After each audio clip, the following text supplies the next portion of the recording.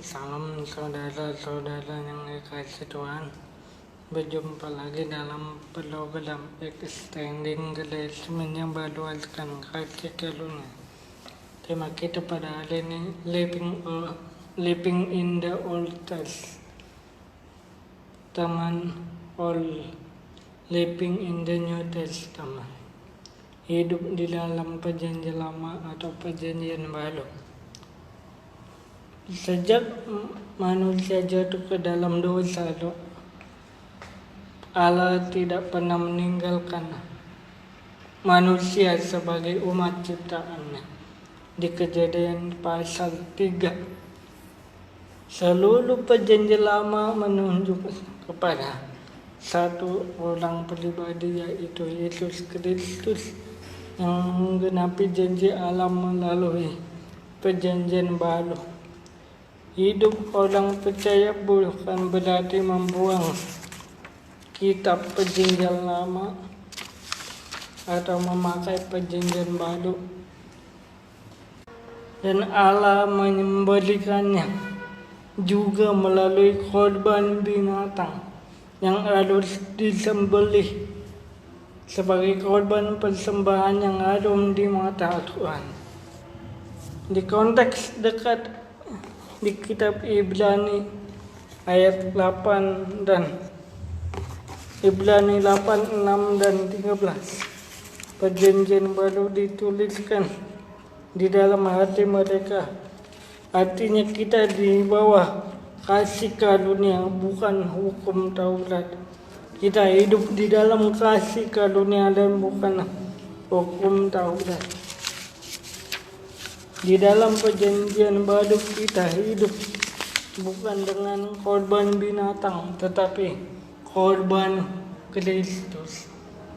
Secara konteks jauh perjanjian lama disebut bayangan keselamatan tipologi, di mana seorang keturunan perempuan akan menemukan kepala ular, dan kepala ular itu akan mematuk tumit sang Allah. Hidup dengan hukum Taurat, ritual keagamaan, tetapi hidup carilah penggenapan janji Allah dalam Kristus.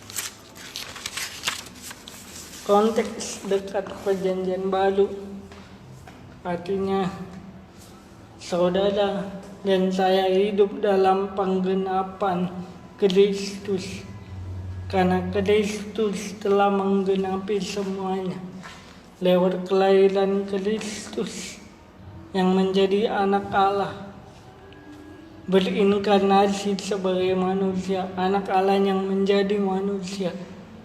Yesus bukan hanya sekadar guru yang baik, Matius 5 ayat 17, tetapi dialah Allah itu sendiri, Tuhan pencipta langit dan bumi, penyelamat orang berdosa.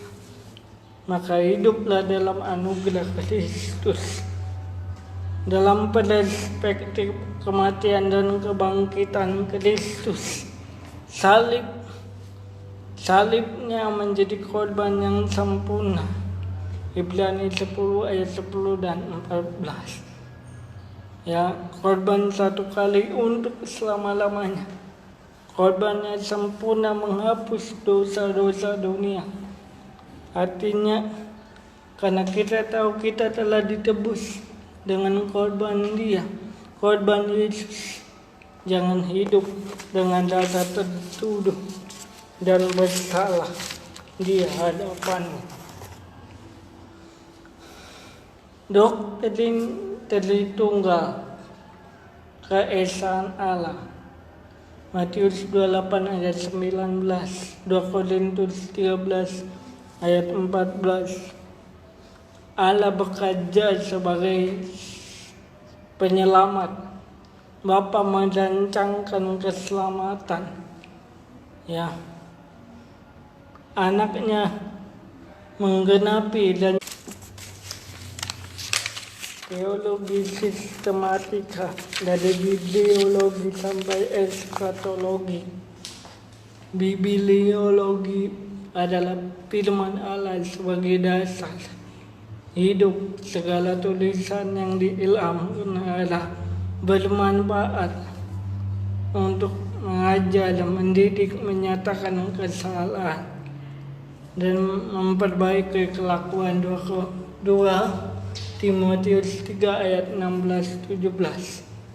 Teologi proper, doktrin keesaan Allah. Allah itu Esa, Maha Kudus, Maha Kasih, Maha Adil. Itu digenapi dalam Yohanes 1 ayat 1 dan 14 lewat firman yang menjadi manusia dalam Kristus. Maka hiduplah dalam teladan Allah dan hiduplah dalam Kristus. Jadikanlah firman Tuhan sebagai standar kehidupan dan penggerak iman, penguat iman dalam hari-hari kita. Artinya Tuhan mau kita mengasihi Allah dengan segenap hati, segenap pikiran, dan akal budi. Pneumatologi Yohanes 14 ayat 26, di mana Roh Kudus, pribadi dari Allah yang